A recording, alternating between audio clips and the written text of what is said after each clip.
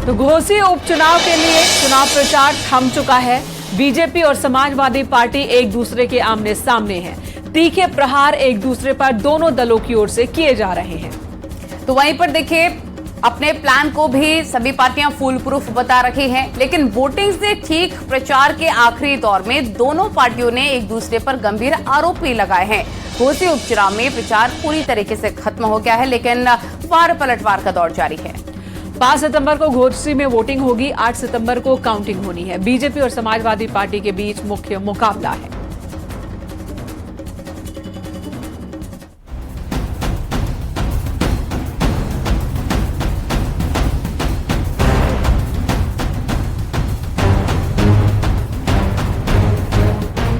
घोसी के घमासान के लिए प्रचार के आखिरी दिन भी वार पलटवार का दौर तेज रहा। भारतीय जनता पार्टी की तरफ से समाजवादी पार्टी पर गंभीर आरोप लगाए गए हैं। डिप्टी सीएम ब्रजेश पाठक ने एसपी पर न सिर्फ हिंसा की प्लानिंग के आरोप जड़ दिए, बल्कि कहा कि बूथ भी लूटे जा सकते हैं। साथ ही उन्होंने निर्वाचन अधिकारी से पूरे मामले की जांच की मांग भी कर दी। कुर्थी जाफरपुर एक पुलिस चौकी है, उसके एक आरक्षी को फोन करके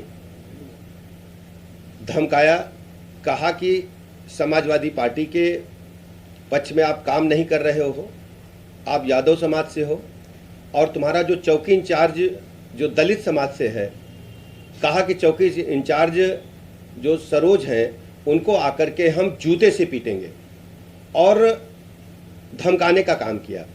समाजवादी पार्टी पूरी तरह से अराजकता पर, गुंडई पर उतर आई है। अपनी हार से बौखला करके समाजवादी पार्टी किसी भी प्रकार के वायलेंस को कर सकती है चुनाव में। हम आज निर्वाचन आयोग में अपने पार्टी के पदाधिकारियों के माध्यम से एक शिकायत दर्ज कराने जा रहे हैं कि निर्वाचन आयोग संज्ञान ले जो कुकृत्य समाजवादी पार्टी के प्रत्याशी के पुत्र द्वारा किया गया है। पुलिस प्रशासन को खुलेआम धमकी दी गई है, जूते से मारने की धमकी दी गई है, और कहा गया है कि हम तुम्हें सस्पेंड करा देंगे। जानते नहीं हो कि हम सुधाकर सिंह के बेटे हैं, सुधाकर सिंह चुनाव लड़ रहे हैं। वहीं बीजेपी के आरोपों पर समाजवादी पार्टी की तरफ से भी तीखा पलटवार किया गया। घोसी में समाजवादी पार्टी के कार्यकर्ताओं के घर पहुंचे शिवपाल यादव ने ब्रजेश पाठक के आरोपों को खारिज कर दिया। साथ ही जानबूझकर समाजवादी पार्टी कार्यकर्ताओं को येलो और रेड कार्ड दिए जाने के आरोप भी लगाए। शिवपाल यादव ने ये भी कहा कि इसकी शिकायत एसपी चुनाव आयोग से करेगी।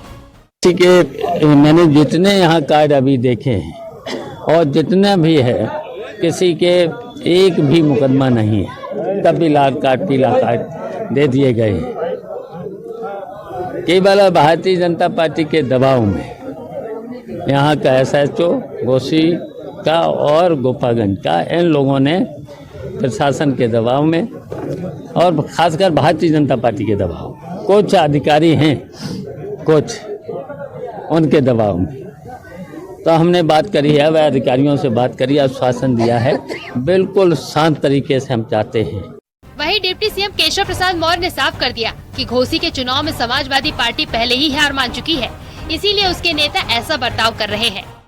5 तारीख को भाजपा गठबंधन के प्रत्याशी श्री दारा सिंह चौहान जी को भारी समर्थन मिल रहा है, और 8 सितंबर को जब वोटों की गिनती होगी तो घोसी में कमल का फूल खिलेगा, जो सुशासन का प्रतीक होगा, विकास का प्रतीक होगा, और गुंडागर्दी का जो अंत 2014 में उत्तर प्रदेश की जनता ने किया, फिर 17 में किया, फिर 19 में किया, फिर 22 में कर दिया, वो 23 में भी करके 2024 का शंखनाद करेगी। 2024 में यूपी में 80 की 80 लोकसभा जीतेंगे, और उसकी शुरुआत घोसी विधानसभा से हो रही है। घोसी का जनादेश 2024 के लिए संदेश होगा, ये साफ है, लेकिन इस संदेश में किस पार्टी के लिए क्या होगा, ये नतीजों के बाद ही साफ हो सकेगा। हालांकि चुनाव प्रचार की शुरुआत से लेकर आखिरी दौर तक चली तीखी फाइट से साफ है कि मुकाबला दिलचस्प है। Bureau report, news 18।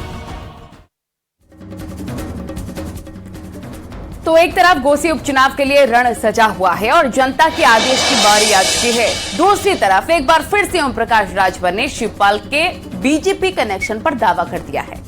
इस दावे को लेकर आखिर क्यों भड़क गए शिवपाल यादव, और राजभर के दावे के जवाब में उन्होंने क्या कहा, ये भी हम आपको सुनाते हैं। दरअसल शिवपाल राजभर में वार पलटवार लगातार जारी है।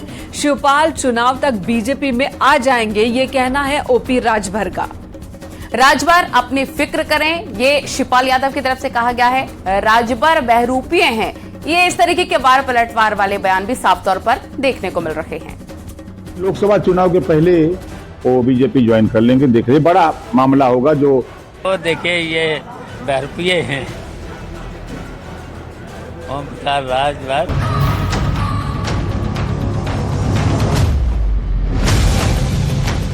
घोसी उपचुनाव में प्रचार खत्म हो चुका है और अब परीक्षा की घड़ी पास है।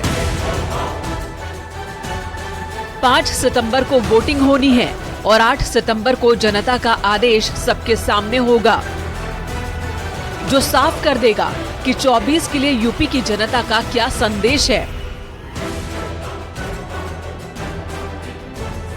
वहीं समाजवादी पार्टी का हाथ छोड़कर बीजेपी में घर वापसी करने वाले ओम प्रकाश राजभर ने शिवपाल यादव को लेकर फिर से बड़ा दावा किया। राजभर का दावा है कि 24 की चुनावी लड़ाई से पहले शिवपाल बीजेपी के खेमे में शामिल हो जाएंगे। राजभर ने ये दावा ऐसे वक्त में किया है जब शिवपाल के कंधों पर अखिलेश यादव ने घोसी उपचुनाव में जीत के प्लान को फुल प्रूफ करने की बड़ी जिम्मेदारी दे दी है। अखिलेश जी बार बार कहा करते थे कि जब उनको बंगला मिला, सिक्योरिटी मिली, तो वो बार बार यही कहा करते थे कि शिवपाल जी बीजेपी के लिए काम कर रहे हैं। तो यहाँ भी शिवपाल जी, रामगोपाल जी आकर के और अखिलेश जी आकर के बीजेपी को जिताने का काम कर रहे हैं, वो अपने जीतने के लिए काम नहीं कर रहे हैं। अच्छा, कब तक आपके साथ वो आ जाएंगे? ये लोकसभा चुनाव के पहले वो बीजेपी ज्वाइन कर लेंगे, देख रहे बड़ा मामला होगा जो आपके महाराष्ट्र में हुआ है, वो घटना यूपी में होने जा रही है। मैंने ये तय है कि उनको बीजेपी में आना है। बता तो दिया, अंदर अंदर बतिया रहे हैं। सुहेल देव भारतीय समाज पार्टी के अध्यक्ष ओम प्रकाश राजभर के दावे को लेकर न्यूज 18 ने शिवपाल यादव से सवाल किया तो उन्होंने तीखा पलटवार किया। उन्होंने राजभर को न सिर्फ बहरूपिया कहा बल्कि नसीहत दे डाली कि राजभर हमारी चिंता न करें, वो अपनी चिंता करें क्योंकि जनता उन्हें पहचान चुकी है। साथ ही शिवपाल यादव ने ऐसी तमाम अटकलों को भी खारिज कर दिया। ओमप्रकाश राजभर, जल्दी तो हम शपथ ले लें जो मैंने कहा है, हमारी चिंता न करें। और हम जानते हैं कि अब ये आगे चल के विधायक भी नहीं हो पाएंगे। और जो देखे ये बहरूपीय हैं, ओमप्रकाश राजभर बहरूपीय हैं, ये पूरा प्रदेश समझ चुका है।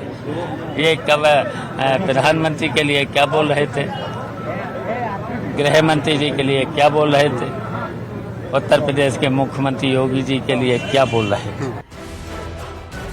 ओम प्रकाश राजभर के दावे को शिवपाल यादव ने न सिर्फ खारिज किया बल्कि उन्हें नई नसीहतों से भी नवाज दिया। राजभर और शिवपाल के बीच की इस जुबानी जंग से घोसी के उपचुनाव पर क्या असर पड़ेगा, इसका पता तो नतीजों के बाद ही चलेगा। लेकिन इस पूरी बहस के बीच एक बार फिर शिवपाल यादव ने बीजेपी में जाने वाली अटकलों पर पूर्ण विराम लगा दिया है।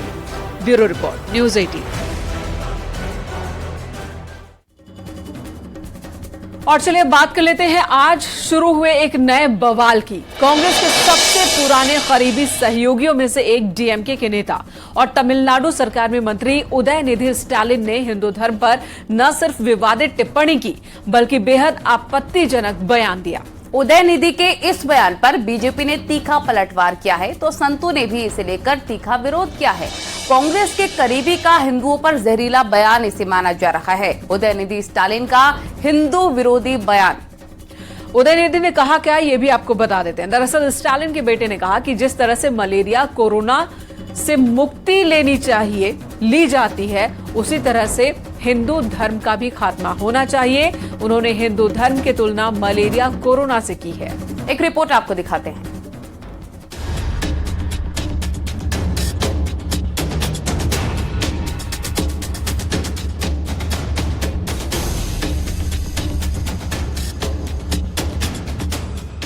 कांग्रेस की सबसे करीबी सहयोगी डीएमके के मुखिया एमके स्टालिन के बेटे और तमिलनाडु सरकार में मंत्री उदयनिधि स्टालिन ने हिंदू धर्म को लेकर बेहद विवादित और आपत्तिजनक बयान दिया है।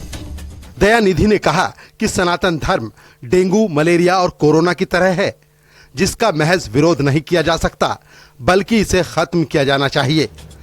स्टालिन के इस बयान के बाद सियासी विरोध की लहर उठी है। हर तरफ उनके इस बयान पर तीखी प्रतिक्रिया आ रही है। ஒழித்து கட்ட வேண்டும், அப்படிதான் இந்த சனாதனம் ஒழிப்பதே நாம் செய்ய வேண்டிய முதல் காரியமாகும்। स्टालिन की पार्टी डीएमके विपक्षी दलों के गठबंधन INDIA के प्रमुख घटक हैं। स्टालिन के इस बयान के बाद इसका विरोध भी शुरू हो गया है। केंद्रीय मंत्री अमित शाह ने स्टालिन के बयान को लेकर तीखा पलटवार किया है, तो वहीं जेपी नड्डा ने भी उन्हें इस विवादित बयान पर सख्त नसीहत दी है। सत्ता आपको चाहिए, मगर किस कीमत पर सत्ता चाहिए? 2 दिन से आप इस देश की संस्कृति का, इस देश के इतिहास का, सनातन धर्म का अपमान कर रहे हैं। इंडी अलायंस के 2 प्रमुख दल डीएमके और कांग्रेस पार्टी, इनके बड़े नेता, एक वित्त मंत्री का बेटा और एक मुख्यमंत्री का बेटा, वो कह रहे हैं सनातन धर्म को समाप्त कर देना चाहिए। मुझे बताओ भाई, सनातन धर्म को समाप्त करने के लिए आप तैयार हो क्या? अरे जोर से बोलो, तैयार हो क्या? माताएं बहनें भी बोले तैयार है क्या? इन लोगों ने वोट बैंक की और तुष्टीकरण की राजनीति करने के लिए सनातन धर्म को समाप्त करने की बात की है। हमारी संस्कृति, हमारे इतिहास और सनातन धर्म का अपमान किया है। डीएमके जो तमिलनाडु के सरकार को मुख्यमंत्री स्टालिन, उसका बेटा उदयनिधि स्टालिन, वो उदयनिधि स्टालिन सनातन धर्म को समाप्त करने का उद्घोष करता है और कहता है कि हम सनातन धर्म को समाप्त कर देंगे, एबॉलिश कर देंगे, इस तरह की भाषा इस्तेमाल करता है। वहीं यूपी के डिप्टी सीएम केशव प्रसाद मौर्य ने कहा कि धार्मिक मामलों में बयानबाजी से बचना चाहिए। अच्छा होगा कि राजनीतिक जो नेता हैं, ये उनको धार्मिक मामलों में किसी भी प्रकार की बयानबाजी से बचना चाहिए। ये धर्माचार्यों का विषय है, धर्माचार्यों को बैठ करके चर्चा करनी चाहिए, शास्त्रार्थ करना चाहिए, लेकिन इस प्रकार के बयान को समाज में कोई स्थान नहीं है। उदयनिधि स्टालिन के बयान को लेकर कांग्रेस के वरिष्ठ नेता आचार्य प्रमोद कृष्णम ने भी निशाना साधा है। प्रमोद कृष्णम ने कहा कि हिंदुओं को गाली देने की होड़ सी हो गई है। देखिए, हिंदुओं को गाली देने की एक होड़ सी मची हुई है नेताओं में। सत्य सनातन धर्म को मिटाने की कोशिशें हजारों साल से हुई हैं, लेकिन सनातन को लोग मिटा नहीं पाए। उदयनिधि के बयान पर चेन्नई से लेकर यूपी तक बवाल मचा हुआ है।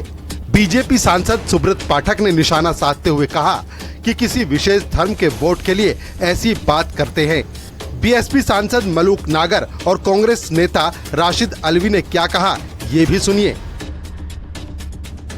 देखो, ये वोट बैंक की राजनीति करने वाले लोग अब किसी विशेष धर्म के वोट को हासिल करने के लिए इस प्रकार के सवाल खड़े करते हैं। क्या इनकी हिम्मत है किसी दूसरे धर्म को लेकर इस प्रकार की बात कर सकें? कितनी सारी बुराइयां इस्लाम में हैं, कभी ये इस प्रकार की क्वेश्चन कर सकते हैं क्या?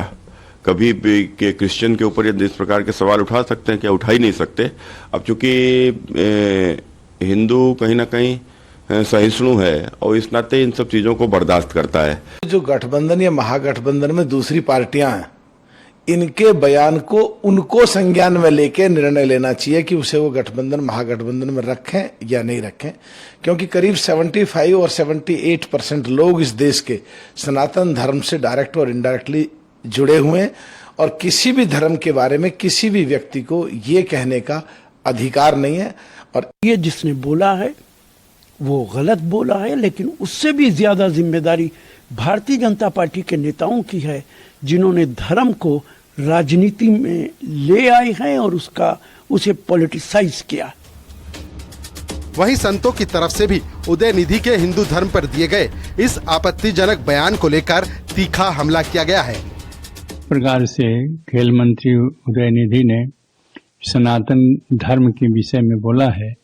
सनातन धर्म आज से धर्म है, उसी से सारे जितने भी धर्म हैं, जितने पंथ हैं, उनकी उत्पत्ति हुई है। सनातन अपने आप में एक प्राचीन धर्म है जो सूर्य जब तक रहेगा, चंद्रमा रहेगा, तब तक सनातन रहेगा। ये किसी व्यक्ति के कहने से या समाज के कहने से ना कभी नष्ट हुआ है और ना आगे होगा। कि सनातन धर्म अखंड है, अनादिकाल से चला आ रहा है, इसको खत्म करने वाले चले गए। कांग्रेस के सबसे करीबी सहयोगियों में से एक और इंडिया गठबंधन के खास दल के नेता उदयनिधि स्टालिन का यह बयान न सिर्फ हिंदू धर्म पर विवादित टिप्पणी करता है, बल्कि अब सियासी वार पलटवार की वजह भी बन गया है। लेकिन सवाल यही कि आखिर उदयनिधि को इस बड़बोलेपन की क्या जरूरत पड़ गई थी? क्या सिर्फ सियासी फायदे की खातिर उन्होंने इतनी गंभीर धार्मिक टिप्पणी की? आखिर क्या वजह थी कि उन्होंने हिंदू धर्म को मानने वालों की आस्था को चोट पहुंचाने का काम किया? Bureau report, news 18। इंडिया शब्द को लेकर आरएसएस चीफ मोहन भागवत ने बड़ा बयान दे दिया। मोहन भागवत ने एक कार्यक्रम के दौरान लोगों से इंडिया की जगह भारत नाम का इस्तेमाल करने की अपील की। इस बयान को लेकर विपक्ष के कुछ नेताओं का ऐतराज भी सामने आया। संघ प्रमुख के इस बयान पर अब भारत बनाम इंडिया वाली सियासी बहस शुरू हो गई है। मोहन भागवत की अपील है कि इंडिया नहीं भारत नाम का इस्तेमाल हो। भागवत के बयान पर विपक्ष का भी सियासी ऐतराज इस दौरान देखने को मिला। मोहन भागवत ने इंडिया नाम पर ऐतराज जताया। इंडिया शब्द का उपयोग छोड़ दें, संघ प्रमुख ने लोगों से ये अपील की। –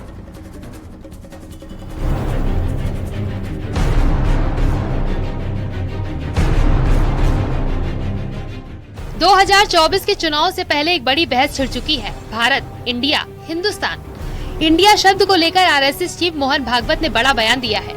मोहन भागवत ने कार्यक्रम के दौरान लोगों से इंडिया की जगह भारत नाम का इस्तेमाल करने की अपील की। उन्होंने कहा, इस देश का नाम सदियों से भारत है, इंडिया नहीं, इसीलिए हमें इसके पुराने नाम का ही इस्तेमाल करना चाहिए। उन्होंने कहा, भाषा कोई भी हो, नाम एक ही रहता है। भागवत ने कहा, हमारा देश भारत है और हमें सभी व्यवहारिक क्षेत्रों में इंडिया शब्द का इस्तेमाल बंद करके भारत शब्द का इस्तेमाल शुरू करना होगा, तभी बदलाव आएगा। हमें अपने देश को भारत कहना होगा और दूसरों को भी यही समझाना होगा। भारत जी ने कहा इंडिया नहीं भारत होना चाहिए। हम सब लोग इंडिया शब्द का उपयोग करना छोड़ दें और भारत शब्द का उपयोग करना प्रारंभ करें। कभी कभी अंग्रेजी जानने वालों के सामने हमको बोलना पड़ता है, तो भाषा के प्रभाव में इंडिया आ जाता है, क्योंकि उनको समझना चाहिए, कोई जरूरत नहीं। मोहन भागवत ने इंडिया और भारत का फर्क समझाया तो कुछ लोगों को इस पर ऐतराज भी हो गया। AIUDF के नेता रफीकुल इस्लाम और समाजवादी पार्टी के सांसद शफीकुर रहमान वर्ग ने इसको लेकर तीखा विरोध किया। अब विरोधी के चंद पार्टीज एक साथ होके उन्होंने गठबंधन किया है जिसका नाम इंडिया बन गया। इसके लिए आप उस पे एलर्जी है इंडिया से और इंडिया को आप छोड़ दोगे, कैसे होगा? हमारा ये भारत महान है, भारत अपना देश है, इसका नाम इंडिया भी है। जिसका नाम इंडिया है उसी का नाम भारत है, जिसका नाम भारत है उसी का नाम इंडिया है। जिसको भारत जी चाहेगा वो भारत बोलेगा, जिसको इंडिया जी चाहेगा जी इंडिया बोलेगा। आज तक तो ये मोहन भागवत भी इंडिया कह रहे थे और सारी इनकी पार्टी भी, सारे आरएसएस के लोग भी इंडिया कह रहे थे। किसी कभी भारत कह दिया, कभी इंडिया कह दिया, इन्हें कोई इतराज नहीं था। जब इंडिया हिंदुस्तान का लोग कह रहे थे, बाहर के लोग इंडिया कहते थे, तो इन्हें कोई इतराज नहीं था। लेकिन आज चूंकि मुल्क के हालात बदल रहे हैं और इसकी आरएसएस की और बीजेपी की हालत बहुत पतली हो गई है। बात यही नहीं रुकी। संघ प्रमुख के बयान को लेकर स्वामी प्रसाद मौर्य की भी प्रतिक्रिया सामने आई। अपने बयानों को लेकर विवादों में रहने वाले स्वामी प्रसाद मौर्य ने ट्वीट कर लिखा कि आरएसएस प्रमुख मोहन भागवत जी, अच्छा हुआ एक ही दिन बाद असम पहुंचते ही आपको समझ में आ गया कि भारत को भारत बोलना चाहिए। कल आपने नागपुर में बोला कि हिंदुस्तान एक हिंदू राष्ट्र है। आज आपने अपनी गलती का एहसास करते हुए सच को स्वीकार कर भारत को भारत कह ही दिया। अगर भारत को इंडिया कहना गलत है तो भारत को हिंदुस्तान कहना भी गलत है। देश के नाम पर छिड़ी ये सियासी बहस अब तेज हो चली है। संघ प्रमुख के बयान पर विपक्ष ऐतराज जता रहा है तो सवाल भी उठ रहे हैं कि मोहन भागवत की इस अपील का देशवासियों पर कितना असर होगा, ये देखने वाली बात होगी। Bureau report, news 18।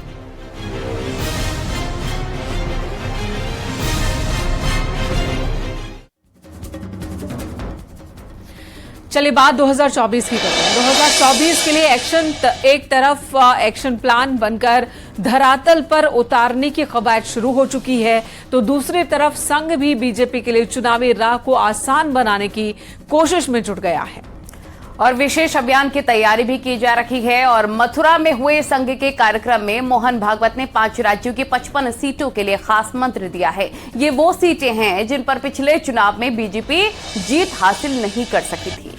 इन्हीं सीटों को साधने के लिए अब बारी है ऑपरेशन सुदर्शन चक्र की। जी हां, 2024 फतह करने को लेकर आरएसएस ने ऑपरेशन सुदर्शन चक्र की शुरुआत की।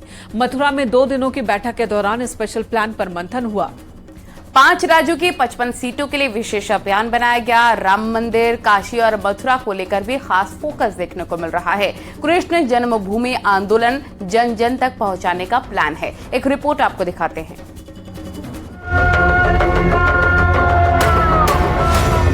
2024 में एक बार फिर से प्रधानमंत्री मोदी जी की लीडरशिप में एनडीए की पूर्ण बहुमत की सरकार बने। 2024 की लड़ाई के लिए सियासी चढ़ाई की तैयारियों की शुरुआत हो चुकी है। बीजेपी ने मिशन 80 के लिए न सिर्फ स्पेशल प्लान तैयार किया है, बल्कि दिग्गज नेता इस प्लान को धरातल पर उतारना भी शुरू कर चुके हैं।